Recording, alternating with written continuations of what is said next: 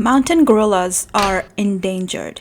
There are only 1,063 mountain gorillas left in the wild, and they can be found in only 3 countries on the planet: Uganda, Rwanda, and Democratic Republic of Congo. I have heard from other people who have done gorilla tracking that this experience is out of the world, and I cannot wait to live this experience myself. After climbing Kilimanjaro, I took a short flight from Tanzania to Uganda in hopes of spending 2 days in the windy, impenetrable rainforest, the mist-covered hillsides of southwest Uganda that are blanketed by one of Uganda's oldest rainforests that dates back over 25,000 years. And this park is the home of the gorillas in Uganda. It was clear to me the moment I landed why Winston Churchill called Uganda the Pearl of Africa in 1908 in his book entitled My Journey to Africa. The only obstacle in moving around was the national shutdown that was the result of strict COVID guidelines and national election. But we move, and nothing coming in between me and my gorilla boys now. The drive to the rainforest from Kampala Airport is long, precisely 10 hours or so we made a quick stop on the way for lunch, also a short stop at Uganda Equator, and drove through a safari reserve. Hello. Why is this journey not ending, Cedric? What did you get me into? The journey is not ending because it is a mountainous road, and where we are going borders Uganda and Rwanda. Okay. We are going to Chisoro. We are going to see the gorillas because we wanted the gorillas to be far away from people. Okay, let's continue the journey. Alright, this is not ending, but let's just continue. Ready to go on? Yes, please. The DJ should play the music.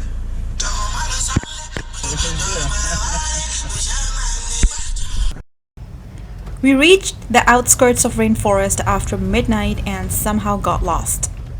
A local villager helped us get to our accommodation for the night.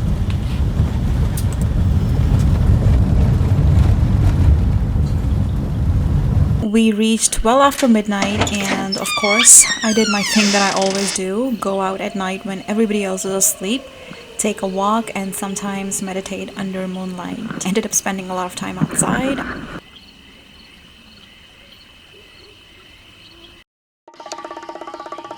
I woke up next morning super ready to make my gorilla tracking dream come true. Alright. So this is the African tea. How is this African tea? This is milk. This is milk. We call it African tea in Africa.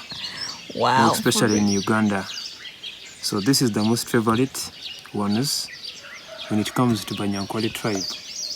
Most of them love this. They drink this. And it's their favorite drink. The walk to the entrance of rainforest is gorgeous. The locals are incredibly friendly, and you get welcoming high fives and waves every turn you make, literally.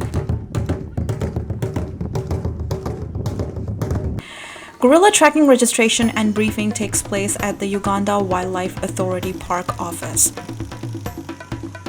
This is Cedric, my guide. It is required by law to have a registered guide bring you to this activity. Cedric was awesome, by the way.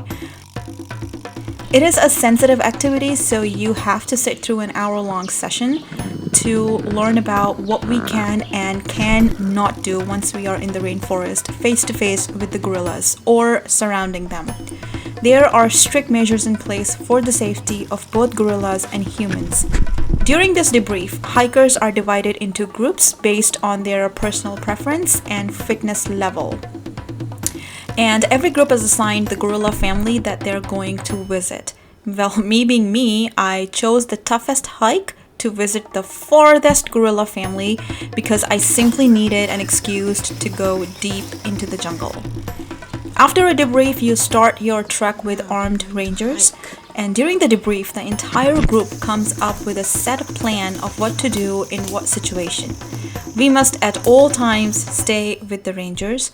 This is a very safe activity as millions of dollars go into creating a scientifically backed gorilla habituation program along with rigorous ranger training. However, breaking the rules and moving out of the group without ranger can put you in serious danger because the rainforest is infested with primates and predators.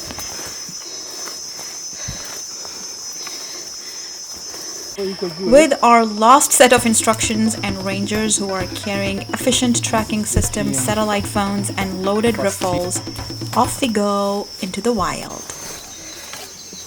Now, as you approach the park entrance, the ground becomes steeper and thick with bamboo. And since our group chose a difficult route, our hike was long and steep. I had just returned from climbing Mount Kilimanjaro, so not only was I tired, but I also had blisters and bad muscle cramps, so my hike was not the most pleasant, to be honest. But I don't regret anything now. But at that time, I really wished that I chose the easier route. The rangers were very kind and they helped me negotiate the vertically steeper sections. You saw the babies? I thought you would see the babies. Wird sie die zweite Luft bekommen? Nee, jetzt ist ja nicht mehr so steil. The ranger in front of the group has a machete and is in charge of paving the way through dense bamboo. The remaining rangers are tracking the gorilla through radio and GPS. After negotiating the jungle for a few hours, we finally made the first sighting.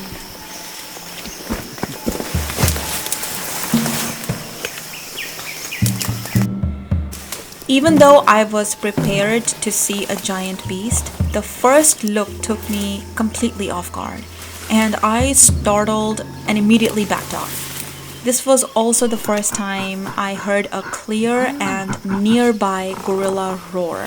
Now, listen to the ranger telling me not to run.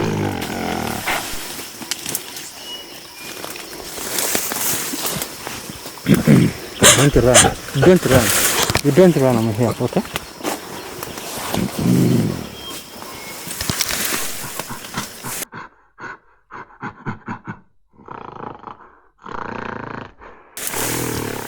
Anyways, after that reminder, I calmed myself and just looked at the magnificence of this very human-like creature with pure awe and wonder.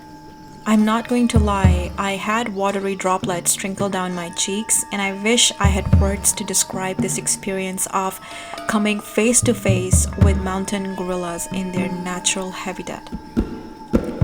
Mountain gorillas are fascinating primates. They are our closest relative. They live in families just like we humans do. I was in awe. There were moments where, I kid you not, I witnessed them communicating with the rangers. Like they understood them. It was clear to all of us that the rangers and gorillas were a family and they were talking back and forth. They are very gentle and highly observant creatures, and they totally check you out. When they want you to leave their territory, they will clearly communicate it to the ranger. There were moments where I had to remind myself to take a picture because I didn't even want to spare a second taking my eyes off of them and looking at my phone. If there is one ethical wildlife activity that you can spend your money on with confidence, you guys, it has to be this. This activity is no doubt expensive, but it is every penny worth it. And by doing this, you are directly contributing towards the conservation of this endangered species. Windy Impenetrable National Park is financed in large part through gorilla trekking and habituation permits. The 1 hour spent with the gorillas is considered the greatest wildlife experience that will remain with you for the rest of your life. Do it.